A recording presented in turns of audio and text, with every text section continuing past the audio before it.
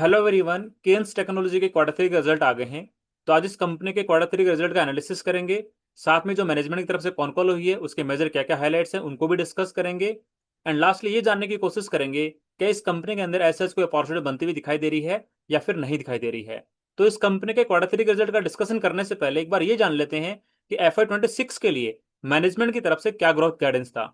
बात करें revenue growth के पर्सपेक्टिव से, तो मैनेजमेंट का गाइडेंस था कि FY 26 के अंदर हम लोग अराउंड 4400 करोड़ रुपए के आसपास का रेवेन्यू अचीव करेंगे। मतलब FY 25 के अंदर इनका रेवेन्यू था लगभग 2700 करोड़ रुपए के आसपास में। तो मैनेजमेंट FY 26 के अंदर अराउंड 60% से रेवेन्यू ग्रोथ यहाँ पे टारगेट कर रहा था। बात कर लेते हैं बिट्टा मार्जिन के गाइडेंस के पर्सपेक्टिव से, तो मैनेजमेंट का गाइडेंस था कि FY 26 के अंदर हमारी बिट्टा मार्जिन लगभग 16% के आसपास में रहेंगे। एंड आप सबको याद होगा कि दिसंबर के महीने में जब कोटक इक्विटीज ने केन्स टेक्नोलॉजी पे कंसर्न्स रेज किए थे, उस टाइम पे मैनेजमेंट ने कॉन कॉल किया था। एंड उस कॉन कॉल के अंदर मैनेजमेंट ने जो अपना FY 26 का गाइडेंस था उसको फिर से रिट्रेट किया था कि हमारा जो गाइडेंस है वो इंटैक्ट है और उसको हम लोग इजीली अचीव कर लेंगे। अब एक बार इनके जो एक्चुअल क्वार्टर थ्री के नंबर्स आए उनको एक बार डिस्कस करते हैं। ये है केन्स टेक्नोलॉजी के क्वार्टर थ्री के नंबर्स। फर्स्टली बात कर लेते हैं रेवेन्यू ग्रोथ के पर्सपेक्टिव से। तो यहाँ पे रेवेन्यू में केवल 22% की ग्रोथ देखने को मिल रही है, जबकि जो गाइडेंस था उसको अचीव करने के लिए क्वार्टर थ्री के अंदर एटलीस्ट 50 से 60% का रेवेन्यू ग्रोथ इनको डिलीवर करना जरूरी था। बट यहाँ पे डिलीवर नहीं कर पाए हैं। इसका मतलब साफ साफ इनका जो गाइडेंस है यहाँ पे अचीव होता हो तो नहीं दिखाई दे रहा है। एंड इस चीज को कंपनी के मैनेजमेंट ने भी एक्सेप्ट कर लिया है। एंड जो इनका गाइडेंस था अराउंड 4500 करोड़ रुपए का रेवेन्यू अचीव करने का, उसको घटा के 4100 करोड़ रुपए कर दिया है। बात कर लेते हैं बिट्टा के परस्पेक्टिव से, तो वाई ऑन वाई इनके बिट्टा में केवल 24% से ग्रोथ है। बात कर लेते हैं प्रॉफिटेबिलिटी के परस्पेक्टिव से, तो इनका प्रॉफिट यहाँ पे केवल 15% से ग्रोथ किया है। मतलब इस क्वार्टर के अंदर जो इनका ट्रेंड चल रहा था रेवेन्यू ग्रोथ करने का, प्रॉफिट ग्रोथ करने का, उससे डीरेल हो गए हैं। मतलब जो एक्सपेक्टेशन थी इन्वेस्टर्स को उसको यहाँ पे फुलफिल करते हुए नहीं नजर आ रहे हैं।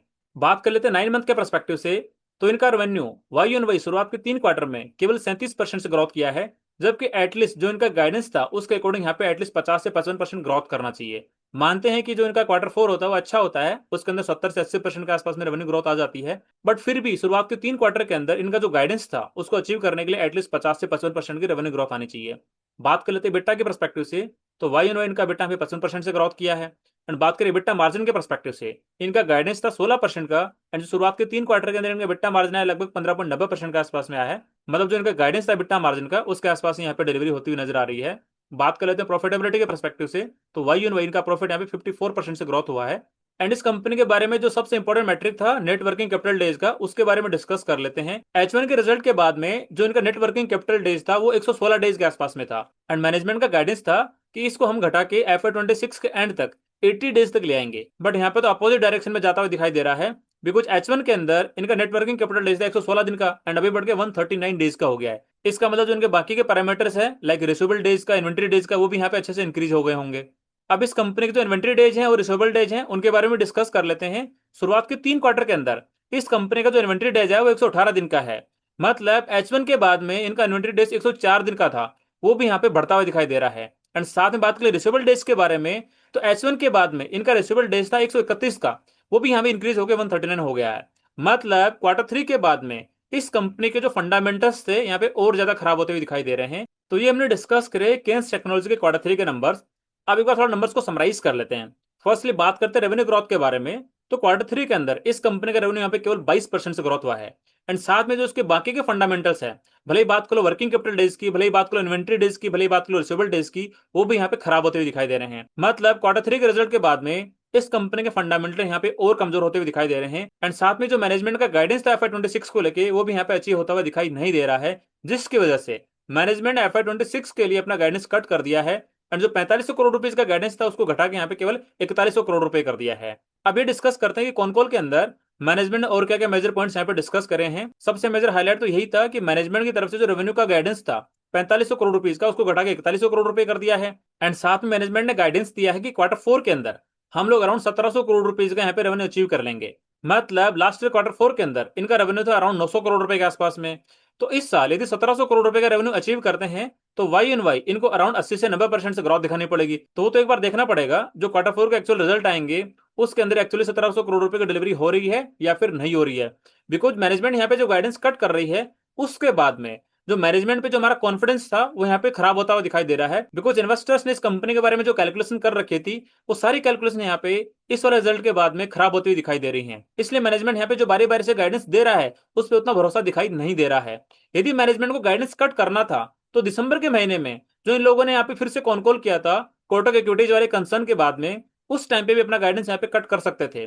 बट उस टाइम पे मैनेजमेंट ने साफ साफ ये बोला था कि हम लोग हमारा जो गाइडेंस है उसको इजीली FY26 के अंदर अचीव कर लेंगे, उसको कट नहीं कर रहे हैं। एंड साथ ही मैनेजमेंट ने ये भी रिटरेट किया था कि FY26 के एंड तक हमारा जो नेट वर्किंग कैपिटल डेज है वो इंप्रूव होकर 80 डेज के आसपास में आ जाएंगे एंड हमारा जो कैश फ्लो है वो भी यहाँ पे पॉजिटिव हो जाएगा। एंड क्वार्टर 3 के रिजल्ट के बाद में जो इनका नेट वर्किंग कैपिटल डेज है वो भी खराब हुआ है, उसकी वजह से जो बाकी के फंडामेंटल पॉइंट है, जो आपका इन्वेंट्री डेज है, जो आपका रिसीवेबल डेज है, वो भी यहाँ पे खराब होता हुआ दिखाई दिया है। ऑल्दो मैनेजमेंट ने कॉल के अंदर इन तीनों पॉइंट को फिर से रिट्रेट किया है कि हमारा जो नेट वर्किंग कैपिटल डेज को 80 डेज करने का जो टारगेट था वो ऑन द ट्रैक है, हम लोग उसको अचीव कर लेंगे। साथ में जो कैश फ्लो पॉजिटिव करने का टारगेट था उसको भी हम लोग अचीव कर लेंगे। एंड साथ में मैनेजमेंट ने फिर से रिट्रेट किया है कि FY26 के लिए हमारा ओवरऑल EBITDA मार्जिन यहाँ पे 16% के आसपास में ही रहेगा। एंड जब हाई रिसीवेबल्स को लेकर मैनेजमेंट से क्रॉस क्वेश्चन किया गया तो मैनेजमेंट ने ये बोला कि सप्लाई चेन फाइनेंसिंग के द्वारा हम लोग यहाँ पे इनवॉइस डिस्काउंटिंग करवा लेंगे। तो ये सारे पॉइंट्स मैनेजमेंट ने अपनी तरफ से रखे हैं। बट मैं मेरे पर्सपेक्टिव से ये कहना चाहता हूँ कि जब दिसंबर में कॉल इनका हुआ था तो उस टाइम पे भी सारी प्रॉब्लम्स बता सकते थे कि हम लोग यहाँ पे रेवेन्यू गाइडेंस को अचीव नहीं कर पाएंगे, हमारा जो रिसीवेबल डेज है बढ़ जाएगा एंड जो हमारा नेट वर्किंग कैपिटल डेज है वो भी यहाँ पे बढ़ जाएगा। बट मैनेजमेंट ने यहाँ पे बिल्कुल भी चूं तक नहीं किया था। उस वाले कॉल के अंदर मैनेजमेंट ने साफ साफ बोला था कि हम लोग ऑन द ट्रैक है, हमारा जो गाइडेंस को इजीली अचीव कर लेंगे। बट क्वार्टर 3 के एक्चुअल रिजल्ट देखने के बाद में मेरा कॉन्फिडेंस इस वाले बिजनेस से थोड़ा हिल गया है। जब तक क्वार्टर 4 के रिजल्ट के अंदर मैनेजमेंट 1700 करोड़ रुपीज का रेवेन्यू अचीव ना कर ले, कैश फ्लो पॉजिटिव ना हो जाए, net working capital days 80 days के आसपास ना आ जाए, तब तक मेरे को इस बिजनेस पे और इस बिजनेस की मैनेजमेंट पे उतना कॉन्फिडेंस नहीं है।